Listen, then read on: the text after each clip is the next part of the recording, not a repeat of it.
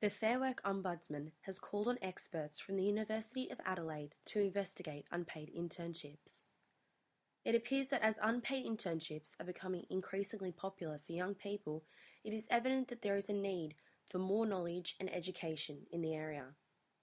The Fair Work Ombudsman hopes the investigation will shed light on the legal nature of internships.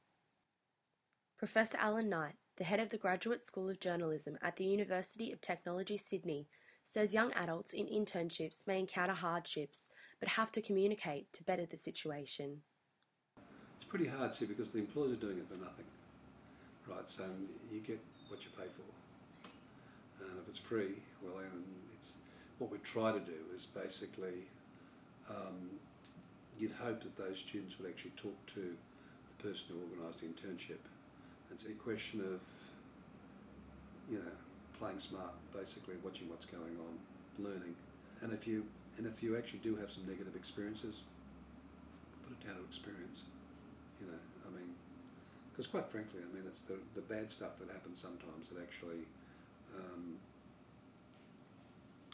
educates you what not to do again.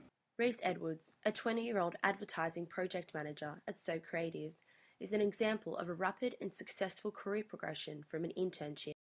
I began working in the advertising industry at an agency called TTO, and they specialised in long-form content production. So we produce YouTube videos for companies such as Coca-Cola and Foster's and Nestle, and they also did social media, and they were one of the first agencies to really embrace social media in Australia.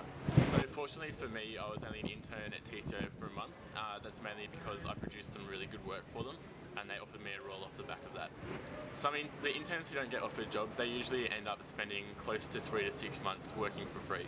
I feel that unpaid internships in the advertising industry have become somewhat of a rite of passage. So it's like you have to work to get there because everyone else has done it, so it's become indoctrinated in the industry.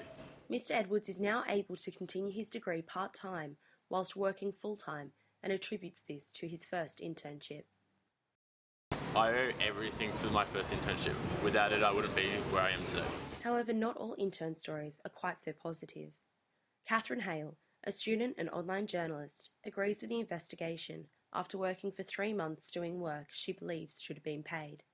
So I was interning for a company that helps women in business, super feministic to the point where it was almost reverse sexism. So I was doing online content, proofreading, webinars, all that kind of thing. It was the first day that I felt like I was being abused. It should have been a paid position. They were completely understaffed and they were making use of interns. They had more interns there than they actually had paid staff at the organisation. The issues she encountered were not only concerning remuneration. I was there for 3 months. I went home sick halfway through one of the days and I was asked to extend my internship because of that. I said that I'll do it for 1 week, but that was it, and even that I regretted. It was a good learning experience in the sense that I now know what to look out for when I'm going for other internships and even just jobs generally. It appears that internship experiences vary between individuals and organisations, and there is indeed a gap needing to be filled in concern to legality and guidelines. However, as Professor Knight says, there is much to be gained from internships for both of the parties involved. From the employer's perspective, internships are a great way of window shopping for good future employees. From a student's perspective, they can be good in the sense that you get a real reality check. You might have wanted to work for a place for years. You get there and you discover, in fact, it's not anything like you imagine. And I'm a great person for jumping off cliffs. That's how you sometimes move to new areas. You've got to take risks. Lara Munn for Mind the Gap magazine.